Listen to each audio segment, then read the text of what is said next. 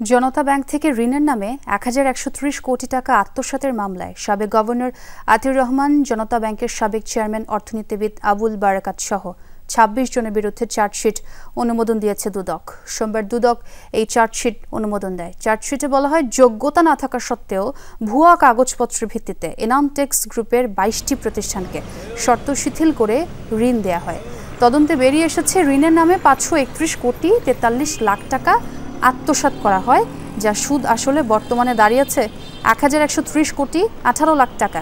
চার্জশিটভুক্ত অন্য আসামিদের মধ্যে রয়েছেন এনামটেক্স গ্রুপের চেয়ারম্যান ইউনুস বাদল, বাংলাদেশ ব্যাংকের সাবেক ডেপুটি গভর্নর আবু হেনা মোহাম্মদ রাজি, সাবেক নির্বাহী পরিচালক নৌশাদ আলী চৌধুরী, জনতা ব্যাংকের সাবেক পরিচালক জামাল উদ্দিন আহমেদ সহ মোট ২৬ জন।